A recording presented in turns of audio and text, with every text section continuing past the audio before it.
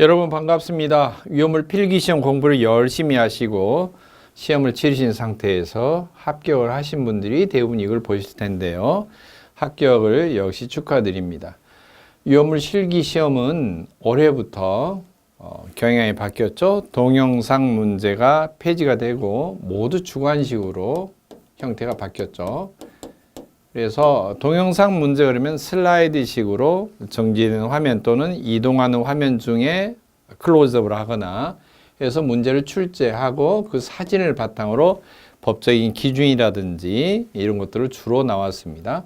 그래서 동영상 문제는 위험물 설비 시설 기준에 주로 치중되어서 나왔고, 그 다음에 예전에 주관식으로만 나왔던 경우는 1류부터 6류라든지 또는 연소 및 소화편이라든지 주로 원리라든지 이런 특성이라든지 이런 것에 범위를 한정을 지어놓고 문제가 출제가 됐어요. 이제 그런데 주관식으로만 나오기 때문에 이것 자체를 설비 기준편도 역시 말로 풀어서 또는 간략하게 계략도나 사진을 종이에 페이퍼에 첨부를 해서 나올 가능성이 높아졌죠.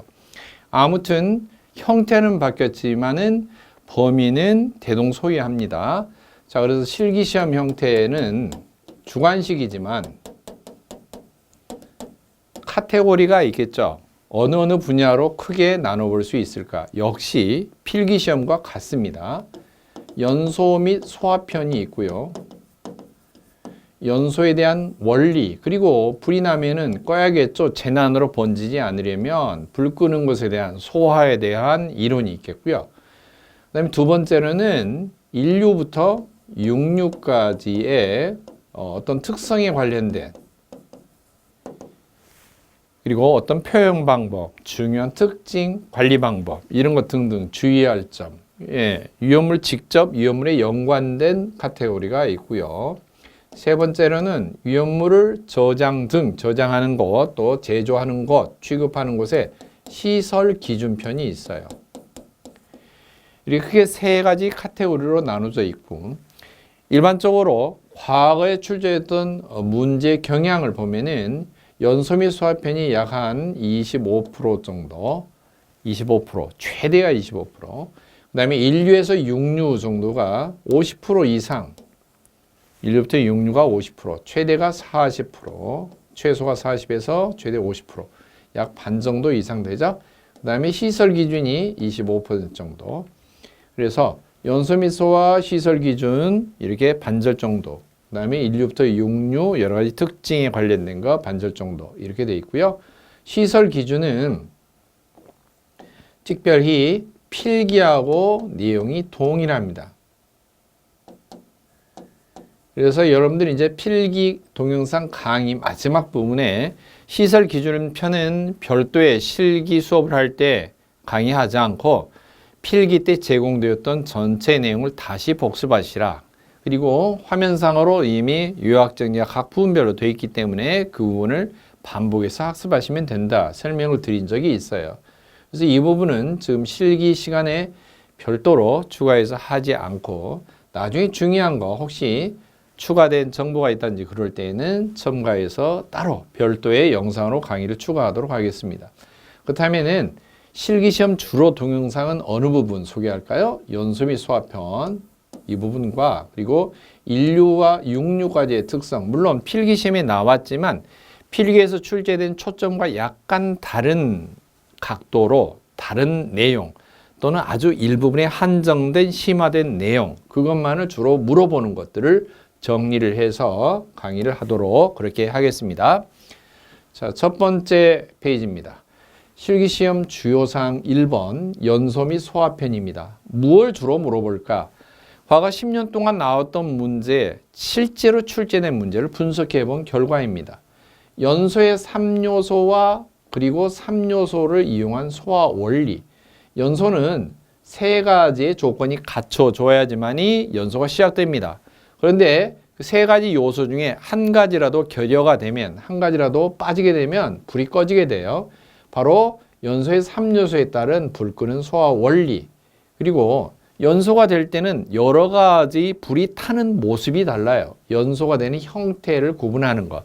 왜냐하면 1류부터 6류까지가 위험물의 상태가 다르죠. 성질이 약간씩 다르고, 물론 인류와 육류는 가연성 물질이 아니고 산화성 물질이기 때문에 2, 3, 4, 5 이 네 가지 형태의 물질의 종류가 다르죠. 구분들이 다르는데 그것마다의 연소 형태가 각각 어떻게 구분이 될까?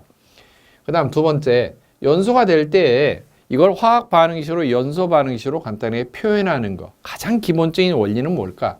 그리고 연소가 되고 난 후에 생성이 되는 것, 흔히 말하는 재가 되는 것, 남는 건 재가 되는 건데 위험물은 대부분 재가 남는 게 거의 드물고요. 사실 연소 생성물을 물어보는 것은 재를 물어보는 게 아니라 생성 후에, 연소가 된 후에 기체 상태로 어떤 것이 발생하는지 그것을 주로 물어보고요. 연소 반응식과 묶어서 물어봅니다. 세 번째로 연소 범위와 위험도라고 하는 개념, 필기시험 때도 자세히 설명한 적이 있습니다.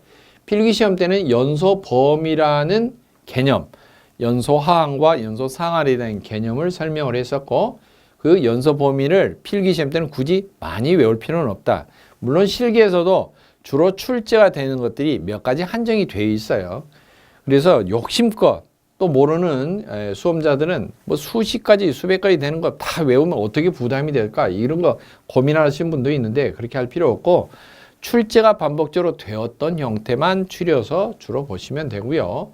위험도라고 하는 개념이 뭘까? 어떻게 간단하게 계산하는지 공학용 계산기를 이용하면 간단하게 나오기 때문에 만약에 이 문제가 나온다면 포기하면 좀 아까운 문제가 됩니다. 네 번째, 화재의 구분, 불이 타는 모습을 구별하는 게 있죠. 각각 특징에 따라 나누는 거 있고요.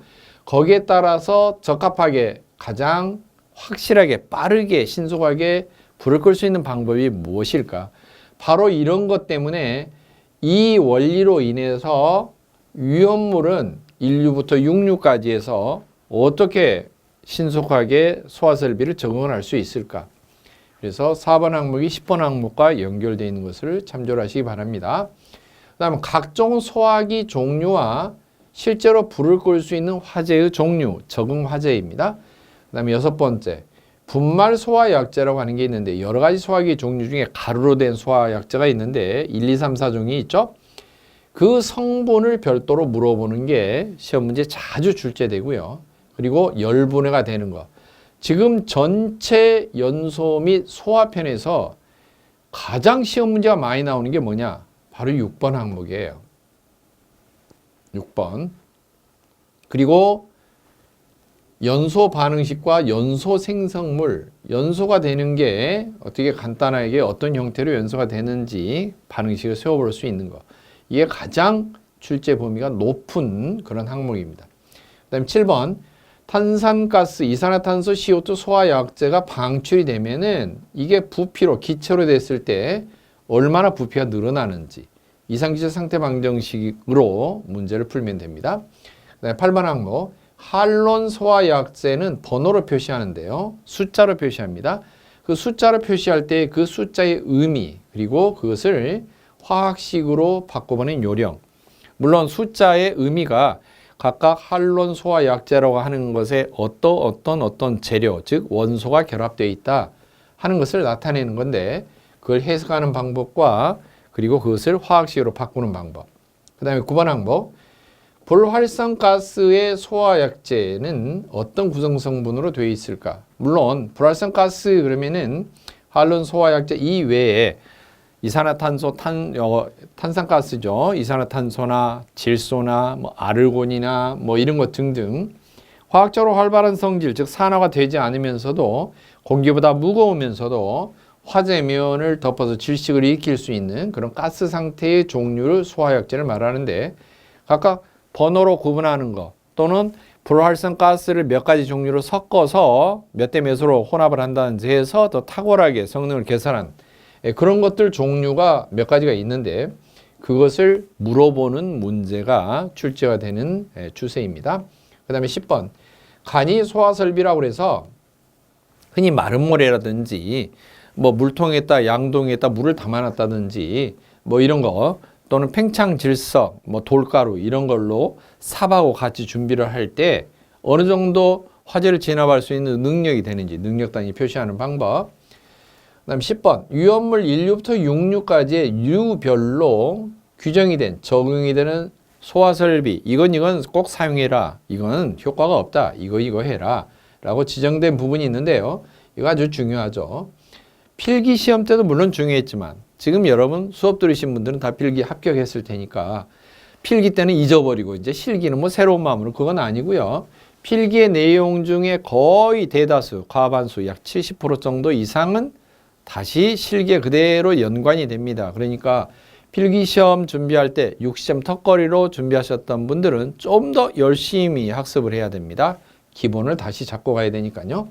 11번 혼촉발화 문제가 물론 해년마다 나오는 건 아니었습니다. 10년간 통계로 보면 혼촉발화에 관련된 것은 원래 기능사 범위가 아니고 혼촉발화라고 별도로 규정된 게 산업기사 이상 기능장애라든지 이런 데에서 출제가 되는 부분들인데 기능사 시험에서 4, 5년 터울로 한 두어 번 정도 출제가 된 적이 있습니다. 그 중에서 출제가 된 게 그냥 혼촉발화 다양한 사례가 수십 종류가 있는데 그게 나오는 게 아니고 그 중에서 한두 가지밖에 안 나왔고 주로 나왔던 것은 흑색 화약의 재료, 어떻게 보면 인류 유형물에 해당되는 문제인데 질산칼륨 그리고 뭐 숯가루, 황 뭐 이런 거 혼합된 것을 금방 발화되기 쉽고 금방 화약 대신 사용할 수 있는 조금만 충격 뭐 가해를 해도 금방 폭발될 수 있는 그런 성질을 지니기 때문에 흑색 화약으로 구분한다. 뭐 진짜 화약은 아니지만 예전에 이런 것을 혼합을 해서 사용을 했던 역사적으로 그리고 검은 색깔을 띠고 있죠. 숯가루 때문에.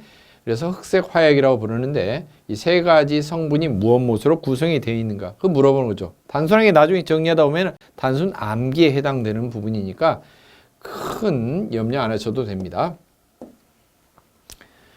두 번째 주요 사항입니다. 이 두 번째부터는 류별의 특성입니다.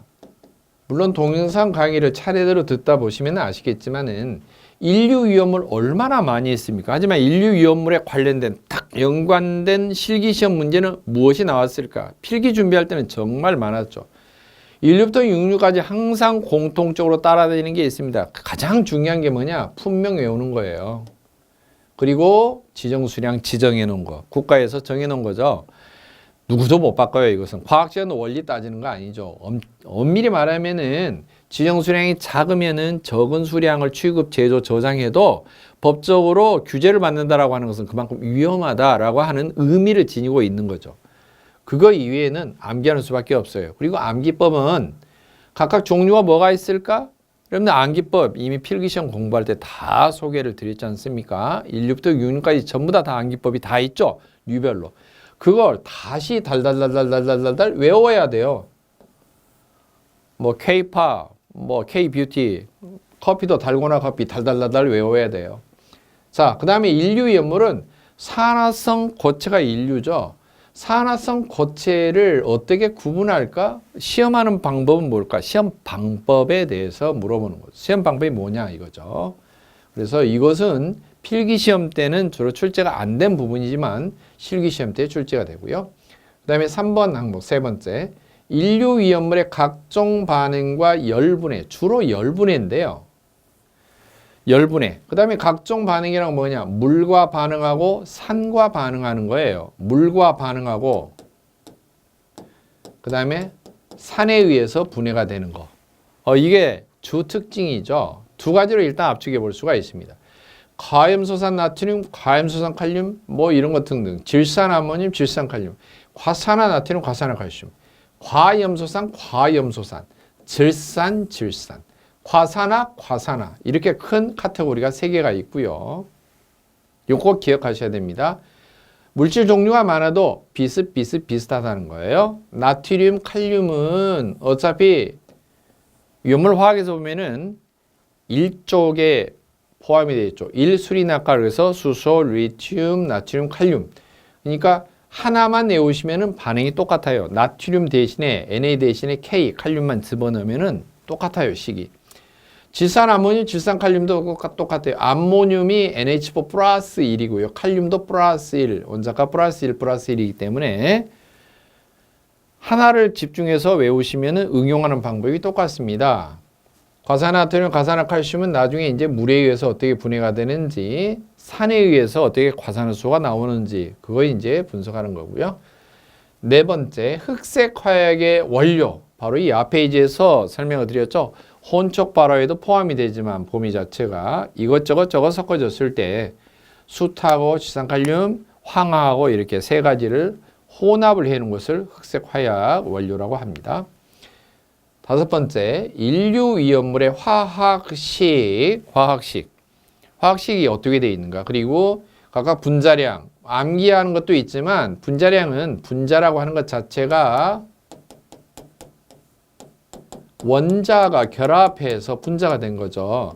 그래서 대표적으로 원자가 어떤 원자량, 무게를 지니고 있는지를 대표적으로 몇 가지를 외우시면 그걸 다 조합해서 결합해서 분자가 만들어지기 때문에 인류 위험물뿐만 아니라 사류에서도 그런 게 나오고요. 분자량 가지고 걸고 넘어지는 것은 인류하고 주로 사류에서 주로 출제가 되는 부분인데 인류 사류에서 사류는 이제 탄소, 수소가 주재료가 된 탄화수소의 종류죠. 기름 종류이니까. 그리고 인류는 소금 종류죠. 소금 종류와 기름 종류와 분자량 물어보는 문제가 간혹 출제가 되는데 원자 결합이다. 그리고 원자는 몇 가지 종류만 쓰인다. 5가지도 안 쓰여요. 그러니까 그 종류만 외우면 나머지는 수없이 많은 물질들의 분자량을 계산할 수 있다. 꼭 이거 기억하시고 나중에 요 부분에 정리 수업 나갈 때 소개를 해드립니다. 이류위험물, 분명, 지정수량 이건 필수라고 했죠. 암기법으로 외우시면 되고요. 이류위험물은 인황, 황화린. 물론 이는 이제 색깔에 따라 자연 발화성이 있는 황린이 있고 그 다음에 이것을 350도 공기를 밀배시킨 채로 가열을 해서 빨갛게 만드는 정린이 있죠. 정린, 그 다음에 유황, 황이죠. 그리고 그게 결합되어 있는 황화린 이렇게 있고 그 다음에 철분이나 마그네슘 기타 등등의 이제 금속 분말 이런 종류가 있고요. 그 다음에 상온에서 고체 젤리로 되어 있지만 금방 열을 조금만 흡수해도 액체로 슬슬 녹아서 가연성 증기가 나오는 인화성 고체. 고체는 고체인데 가연성 고체라고 안 부르고 인화성 고체래요. 인화라고 그러면 증기가 나오는 걸 뜻해요. 사류, 위험물, 기름 종처럼. 고체인데 어떻게 인화성이라는 말을 붙일까? 금방 증기가 나온다는 거죠. 녹아서. 그런 것이 인화성 고체, 고형 알코올 종류 같은 건데 그런 것에 연소 형태 타고나면은 어떤 생성물이 나올까? 물론 기체로 다 나오는데요. 세 번째, 황화린의 종류가 세 종류가 있습니다. 357 세 종류, 3황화린, 5황화린, 7황화린이 있는데 간단한 특징 그리고 화학식을 어떻게 나타내는가 많이 써봐야 됩니다. 이것은. 그다음 네 번째, 마그네슘 특징, 아연의 특징, 알미늄 분말의 고온의 물과 반응, 특징, 물과 반응, 상과 반응, 물과 반응, 상과 반응 이런 것이 보통 많이 나오고요. 철분보다는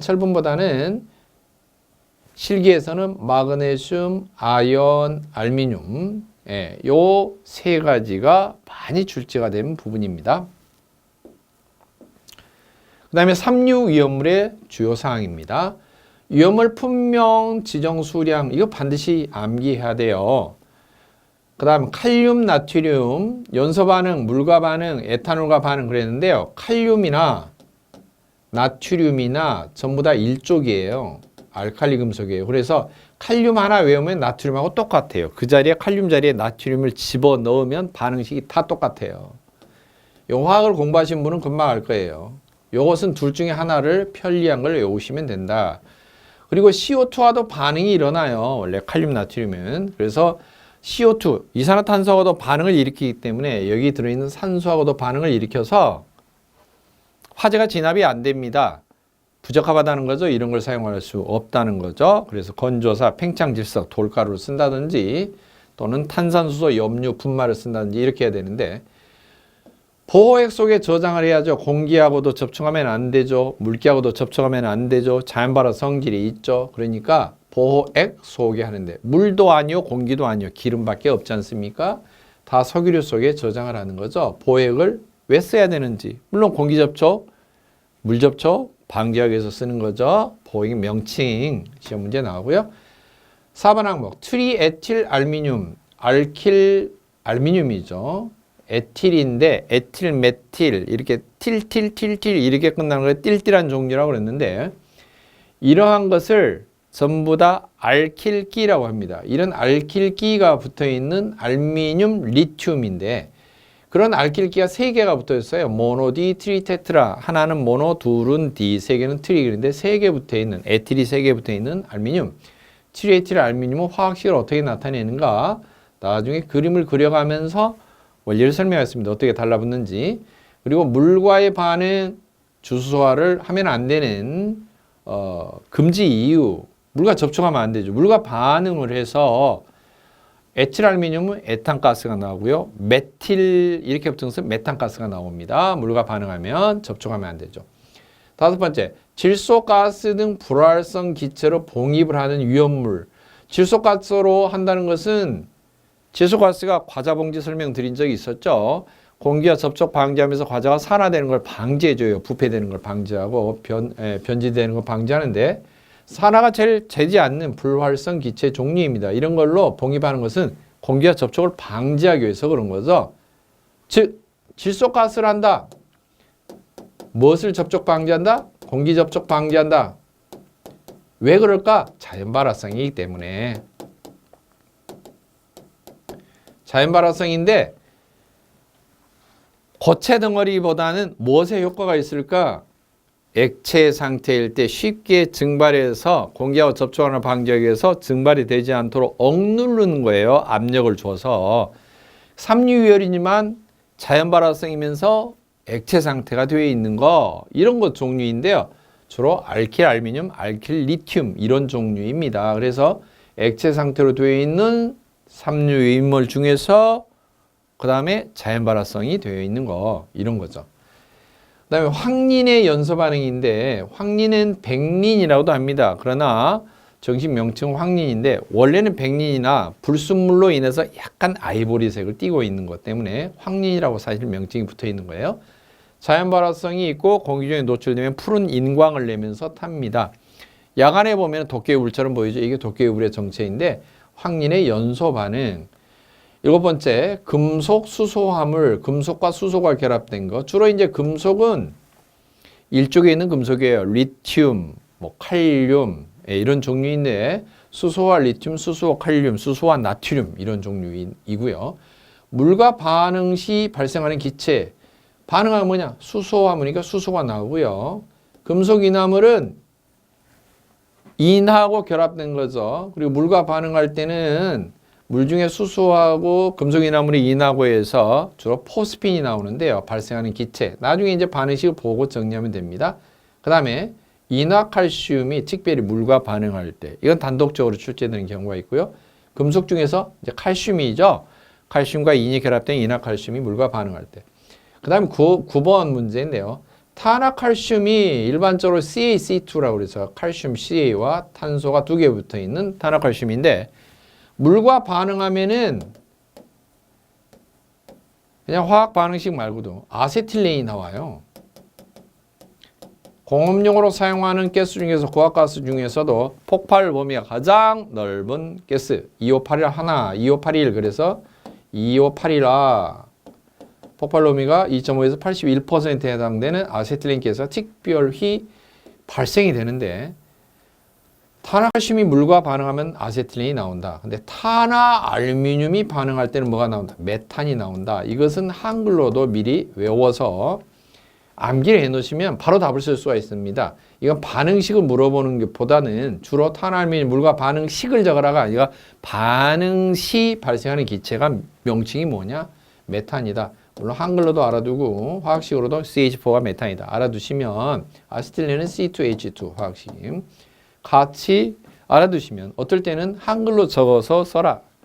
즉 반응 시 발생 기체명을 써라. 그렇게 되는 경우도 있고 기체의 화학식을 써라. 이렇게 되는 경우도 있습니다. 나중에 이거 따로 별도로 정리해서 설명드립니다. 자, 실기시험 주요사항 4번째 사료위험물입니다. 사료위험물은 분명 석유류에 대한 법적인 정의 이게 뭐냐면 인화점. 상온에서 언제까지 B점이 얼마이고 인화점이 얼마이고 또는 특수 같은 경우는 착화점이 얼마 이하인 거 뭐 이렇게 되어 있잖아요. 그런 법적인 정의에서 주로 가로넣기, 온도에 대한 숫자 집어넣기 이런 문제 간혹 출제되고요. 물론 위험물의 분명 지정 수량 암기 이것은 1, 2, 3, 5, 6류는 암기법이 하나죠. 그러나 사료유연물은 석유류 종류가 다 나눠져 있잖아요. 특 1콜, 2, 3, 4동 이렇게 암기했었죠. 먼저 큰 종류는 특수인화물, 제1석유류, 알코올류, 제2석유류, 3석유류, 4석유류, 동식물유류 해서 특 1콜, 2, 3, 4동인데 특수만 해도 여러 가지, 1도 여러 가지, 콜도 여러 가지, 2도 여러 가지, 3, 4도, 동도 여러 가지. 동도 요도화 값이라고 그래서 불포화 정도에 따라서 이게 굿기름이 형성되는 거, 또 형성이 좀 될락말락 하는 거, 그다음에 아예 안 되는 거 이렇게 해서 요도화 값에 따라서 130 넘느냐, 100에서 130 사이냐, 100 이하냐 이렇게 해서 세 가지로 나눴죠. 건성류, 반건성류, 불건성류 이렇게 나눴었는데 각각의 다 암기법이 다 달라요. 특 1도 다르고 콜은 뭐 세 종류밖에 안 되니까 금방 하고 2 암기법, 3 암기법, 4 동식물유류도 건성류, 반건성류, 불건성류 각각 달라서 전부 다 암기법이 다 달랐죠. 이게 가장 암기법이 가장 많기 때문에 여러분이 조금 복잡하더라도 필기시험 충분히 준비하신 분이면 기억이 날 겁니다. 그 다음에 사료만의 특징이 또 있는데 오류와도 시성식과 구소식, 화학식 이거 물고 늘어지는 문제가 꼭꼭 나온다는 거예요. 알코올류, 에틸렌글리콜, 글리세린, 알코올과 글리콜과 글리세린이 각각 어떻게 다른가? 물론 전부 다 OH라고 하는 수산기, 알코올기가 붙어 있는 건데 알코올류는 1개, 글리콜은 OH가 2개가 붙어 있는 거. 글리세린은 OH가 3개 붙어 있는 거. 이렇게 구분이 돼요. OH가 알코올기라고 하는데요. 알코올기가 하나 붙어 있으면 그냥 알코올, 2개 붙어 있는 알코올은 글리콜, 3개 붙어 있는 것은 글리세린 이렇게 말하고요. 그 다음에 메틸 붙어 있는데 초산기 붙어 있는 메틸, 포름산기 붙어 있는 메틸, 메틸 케톤기 붙어 있는 거. 피리딘이라고는 벤젠 구조식에서 탄소 하나를 빼내고 질소로 치환한 거. BTX 방탄소년단 아닙니다. BTS 벤젠, 톨루엔, 크실렌이라고 해서 자일렌이라고도 있습니다. 스펠링 XYLEN이 그래서 자일렌 또는 크실렌 그렇게 말하고요. 톨루엔, 벤젠. 그다음에 클로로, 벤젠, 아닐린은 아민벤젠, 아민기를 벤젠에 치환한 것이 되고요. 벤젠에다가 염소 하나를 더 추가하는 거. 클로라이드, 클로로가 염소를 영어로 읽은 거라고 했죠. 클로로벤젠, 염화벤젠이라고도 합니다. 이런 것 등등 이제껏 여기 지금 나열된 것들은 시성 구조 화학식에 실제 출제했던 자주 출제된 10년간의 총 내용입니다. 다른 것을 다 외우기가 어려우면 이것만이라도 구분해서 학습을 하시면 일단 제가 정리해서 설명드린 것은 10년간의 출제 문제 중에 70%, 80%의 범위 이상을 차지하는 반복적인 핵심 내용을 지금 강의를 추려서 해드리고 있는 거예요. 그러니까 핵심 내용을 놓친다? 맨날 나오는 거 놓친다? 이걸 놓쳐놓고 20년 만에 한 번 나왔던 진짜 어려운 문제를 그걸 놓쳐서 떨어졌다라고 하면 안 되는 거죠. 맨날 나오는 것을 맞아야죠. 예. 자, 그 다음에 3번. 사료 중에서 수용성으로 구별된 것. 물론 수용성으로 구별된 건 두 가지 의미가 있습니다.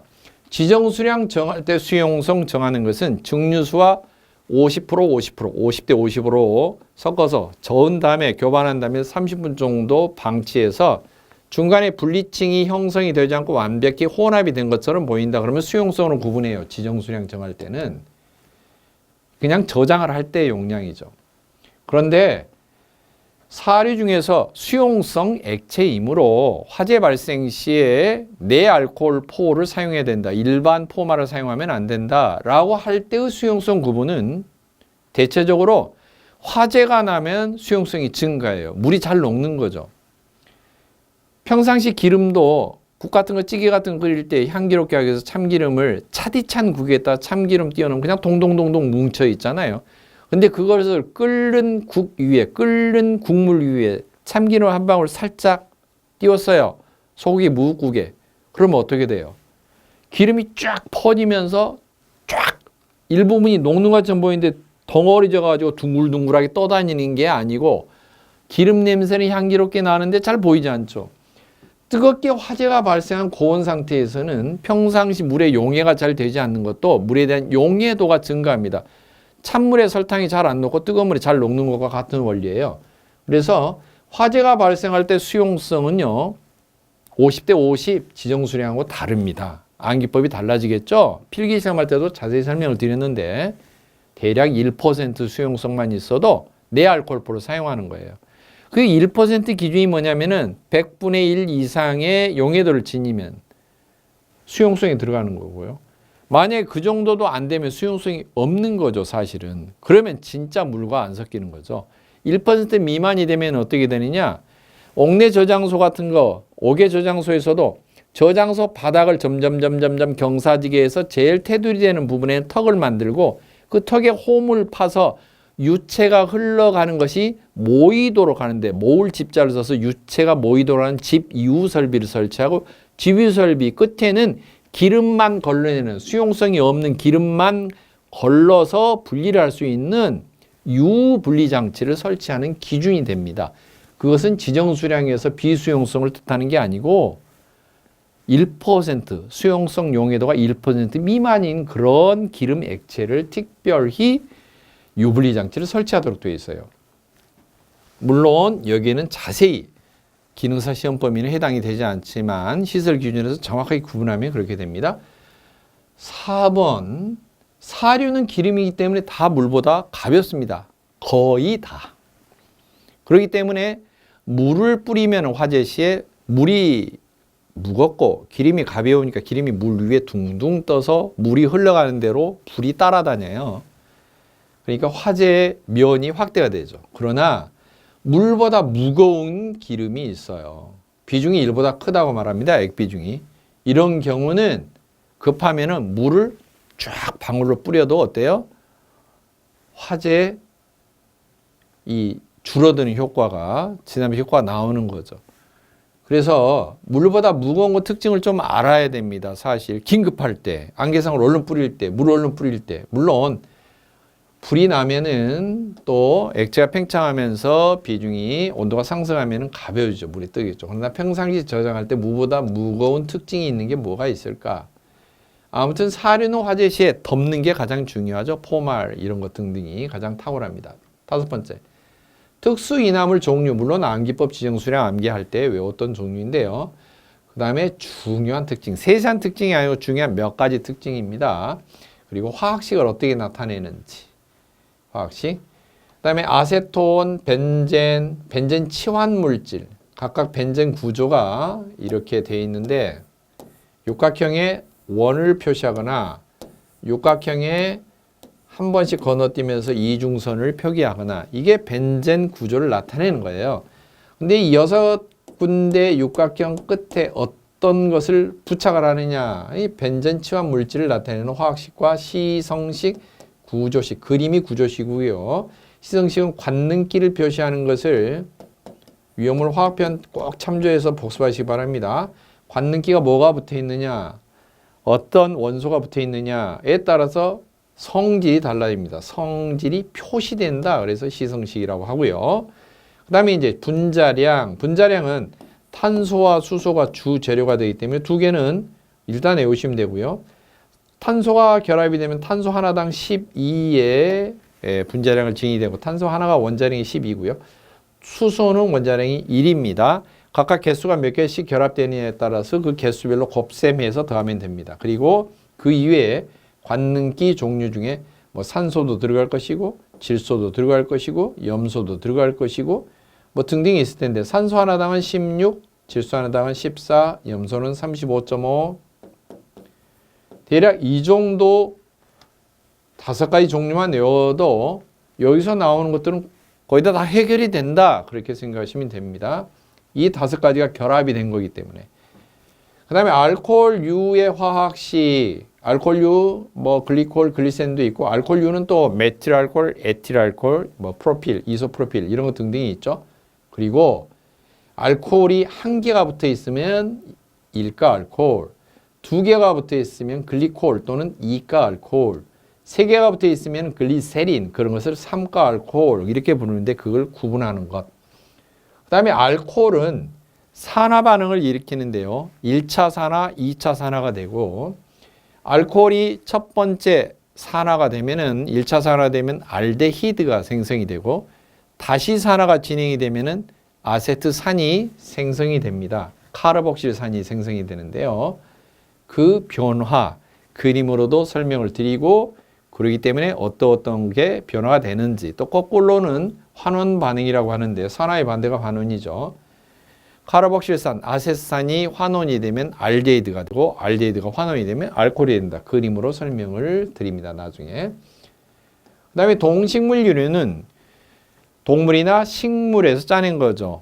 예, 동물의 지육이나 또는 식물의 열매, 뿌리 등등에서 추출한 거죠.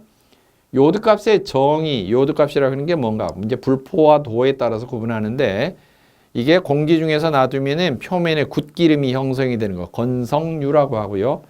형성될락 말락하면 반건성유, 형성이 전혀 안 되면은 불건성유 그렇게 말합니다. 그리고 그 정의와 분류하는 것, 세 가지 분류하는 기법, 이건 필기시험 때도 등장이 됐던 부분, 자주 출제된 부분인데 실기에서도 자주 출제가 됩니다. 반복적으로. 그래서 이 부분이 필기 때 맨날 나왔던 것은 1번 필기에 나왔던 것이기 때문에 여러분이 좀 암기해야 되고요. 그 다음에 벤젠 치환의 물질명 필기 때도 맨 나왔던 거예요. 알코올류, 뭐 화학식에서 1가, 2가, 3가, 알코올, 글리콜, 글리세린 구분하는 거 자세히 공부하신 분은 다 알 것입니다. 그 다음에 동식물유류의 요오드 값의 정의 분류 필기시험 때도 맨 나오는 것들입니다. 특수인화물 종류 무엇이 있다. 특, A, 알프 이런 거 있었죠. 디에틸 에테르, 그다음에 이氧화탄소, 아세트 알데히드, 산화프로필렌 이런 종류가 있었는데 이런 것 등등 종류 다 외우는 거, 수용성 구분하는 거, 물보다 무거운 거 전부 다 필기시험 때 다 나왔던 거예요. 그런데 실기시험 때 주로 필기 때 안 나왔던 부분에 추가되는 게 뭐냐? 화학식 같은 거예요. 화학식, 연소 반응식, 희성식, 구조식 이런 것이 추가가 되는 거예요. 그리고 어떤 산화 반응 이런 것들이 사실 실기시험 때 추가적인 내용이고 나머지 부분의 기초 부분은 필기시험보다도 오히려 범위가 적습니다. 필기시험은 광범위하고 깊이가 낮고 실기시험은 집중되어 있고 어느 특정한 부분의 카테고리고 그 다음에 그것을 그림까지 그려서 알아야 되는 부분이고 그러나 필기를 대충 했다 그러면은 어쩔 수 없죠. 이제 머리가 까지는 한이더라도 맨 땅에 헤딩하는 수밖에 없죠. 시간이 싸움입니다. 이게. 자, 다섯 번째 중요한 사항입니다. 오류 연물을 역시 품명, 지정수량 암기하는 거. 이게 필수죠. 암기법에 의해서. 그 다음에 실기에 추가되는 거 시성, 구조, 화학식 표시하는 방법이죠. 특별히 많이 나온 것은 과산화 벤조일, 니트로글리세린, 지산 메틸, 트리니트로톨루엔, TNT, 트리니트로페놀, 피크린산이라고도 하는 트리니트로페놀. 그래서 이 종류가 다섯 가지가 주로 그림, 구조식, 시성식, 화학식 이런 거 물어보는 문제가 주로 나오고요. 그 다음에 벤젠 치환물은 대체적으로 벤젠 구조에서 이것저것 붙여가지고 만드는 것들은 구조식이 주로 나오고 그 이외에는 벤젠 구조가 아닌 것들은 그냥 시성식, 관능기 붙어 있는 것이나 화학식 적어라 이런 문제가 주로 나오기 때문에 여러분들이 이제 주로 알코올의 구조식을 그려라 그런 것보다는 알코올의 시성식이나 화학식을 적어라 이런 거고 벤젠에서 치환된 것들 예를 들면 아닐린 그러면은 화학식보다는 아닐린 그러면 주로 구조식 트리니트로톨루엔 그러면 주로 구조식 이런 식으로 많이 나오기 때문에 여러분이 잘 알아두시면 됩니다. 그 다음에 육류연물 산화성 액체죠. 과염소산, 과산화수소, 질산. 이염물 분명 세 가지밖에 없지만 물론 할로겐간 원소, 칠적관의 원소들이 결합된 화합물질은 빼고요. 그것은 2차 시험 문제에 잘 나오지 않습니다. 위험물 분명 지정 수량. 육류는 제가 이것도 필기할 때 육류는 고기를 생각하라. 고기는 어떤 고기가 좋아요? 신선하고 쌈박한 게 좋죠. 300kg이 지정 수량 아닙니까? 쌈박한 거, 쌈박 300. 그리고 과염소산의 공기 중에서 분해가 될 때 어떤 가스가 주로 나오는지 유독성 가스 나오는데요. 과산화수소가 공기 중에 분해할 때는 어떤 가스가 나오냐? 물론 산소가 나오죠. 산소가 발생하면서 물만 남습니다. 약국에서 과산화수소 희석액인데 소독약으로 대신 사용하는 거, 그걸 판매를 해서 집에 사가지고 왔죠. 오랫동안 사용하지 않고 놔두면 어때요? 갈색병이 저장되어 있는데, 갈색병이 저장된 이유는 햇빛을 쬐면 더 분해가 촉진되기 때문에 그렇죠. 놔두면 저절로 분해가 되면서 산소가 발생해서 틈새로 다 빠져나가기 때문에 나중에 물만 남죠. 유효기간 이내에 빨리 사용을 해야죠. 오랫동안 놔두고 사용 않고 있으면 그냥 물 되는 거죠. 여기부터가 1류부터 6류까지 전체적으로 실기시험에 집중적으로 나온 것. 집중적으로 나온 것. 그리고 이런 부분은 주로 동영상이라 주관식으로 많이 나왔던 문제고요. 연소 및 소화, 그 다음에 1류부터 6류는 요건 주관식으로 주로 많이 나왔던 거예요. 그 다음에 시설, 기준은 주로 동영상으로 원래 시험 문제가 구분돼서 나왔었습니다. 사실 이런 종류이고, 간혹 시설 부분에서 그냥 뭐 거리, 간단하게 이면 뭐 보유 공지 뭐 이런 것 등등 좀 정형화된 문제는 주관식으로도 몇 가지 출제된 적이 있습니다만, 아무튼 큰 흐름이 이렇게 됐어요. 그런데 이게 폐지가 됐다고 해서 시설 부분이 문제가 안 나온다는 게 아니죠. 시설 부분이 뭘로 포함돼서 주관식으로 나열해서 나온다는 거죠. 그러나 한 번도 출제된 경험은 없죠. 주관식으로. 뭐 어떻게 학습해야 될까? 필기시험 준비했던 것처럼 중요 핵심 사항을 정리해서 암기하는 수밖에 없고, 이 시설 기준은 여러분들 필기 동영상 강의할 때 자세히 자료를 핵심 자료 정리하면서 페이지마다 딱딱딱 영역별로 정리했기 때문에 그걸 반드시 다시 재복습 필히 하시기 바랍니다.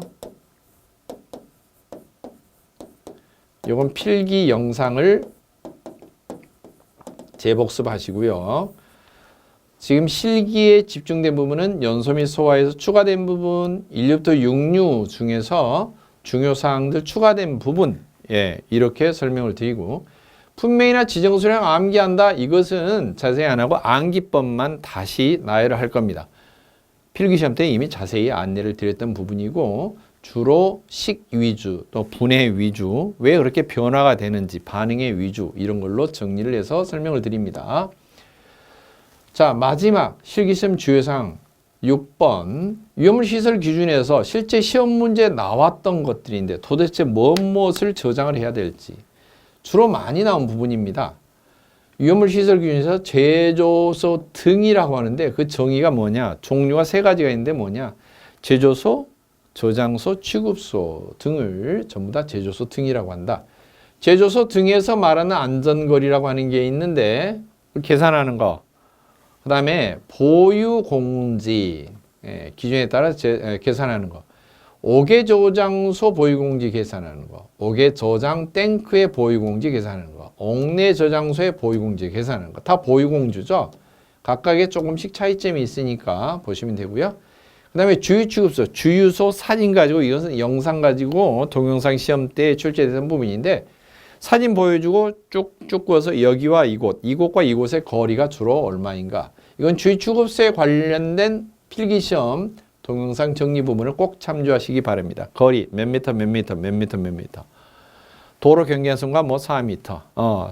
그 다음에 주유 설비하고 고정 주유 설비와 고정 급유 설비는 또 4m 이상 거리 뭐 등등. 담벼락은 2m 이상의 높이 뭐 이런 거 등등이죠. 높이, 거리, 뭐 간격 이런 종류 물어보는 거고. 그 다음에 방류제 용량 계산하는 거예요. 방류제 계산하는 게 제조소 기준하고 5개 탱크 저장소 방류제가 좀 다르죠. 예. 최대 용량의 뭐 110%까지만 달아. 또는 최대 큰 것에 50%고 나머지 탱크를 싹 합산해서 10%를 추가해라. 뭐 이런 것 등등이 2개가 다른데요. 2개 다른 거 꼭 구분해서 외우셔야 됩니다. 시험 문제 자주 출제되는 부분입니다. 이 부분이 사실 방류제 아주 자주 출제됐고 그동안에 주유 취급소 설비 기준에서 거리 엄청 많이 출제됐던 부분이죠. 그 다음 이동 탱크 저장소의 표지나 구조, 수압 시험을 어떻게 하는가. 이거 엄청 많이 출제됐던 6, 7, 8 출제가 많이 됐고요. 배출, 환기, 통기관 설비 이건 많이 출제가 됐고 5개 저장, 유압물관 거리, 유황 저장, 선반 높이, 옥내 저장, 지향소 높이, 셔 높이 이것도 엄청 많이 출제가 됐던 거예요. 그림상으로. 그 다음 여기까지. 지금 나머지 부분들은 간혹가다 이렇게 돼 있고요. 특히 밑에 표지 게시판 용기 주의사항 표시, 그다음에 혼재 기준, 탱크 내용조, 요것도 출제가 많이 됐던 부분인데 여러분이 꼭 나중에 확인하시고 그다음에 지하 저장 탱크 구조도 그림으로 해서 출제가 됐던 부분인데 실기 때 실제로 출제가 많이 될 확률이 있습니다. 항목으로는 많이 된 것 같지만 나중에 사실 이것을 내용상으로 여러분들이 필기 정리하면서 이 정리된 부분은 다시 참고해서 보시라는 거예요. 그래서 실기 시간에 동영상에 별도로 포함은 시키지 않지만 필기에 이미 이 부분을 정리해서 설명을 들었기 때문에 다시 재반복해서 설명하지 않겠다는 겁니다.